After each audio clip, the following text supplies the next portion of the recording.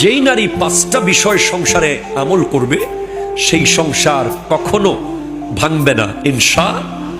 সব সময় স্বামীর ইনকামের উপরে শুকর করা। আপনার স্বামী রিক্সাওয়ালা হতে পারে, সিএনজিওয়ালা হতে পারে, দিনমজুর হতে পারে, মিস্ত্রি হতে পারে, কাঠমিস্ত্রি হতে পারে, যাই হোক আপনার স্বামী যা কামায় সেটার উপরে আপনি আলহামদুলিল্লাহ বলবেন।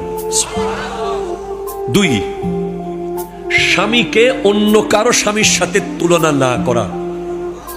কথা বলেন না, অনেক সময় বলে না অমুকে বিদেশ থেকে এটা আনছে, অমুকে এটাও তার বিবিকে কিনে দিয়েছে।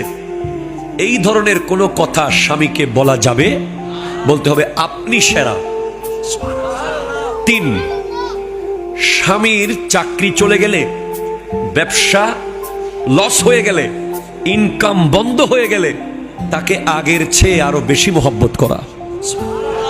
চার, স্বামীর কথা ছাড়া ঘর থেকে বের না হওয়া।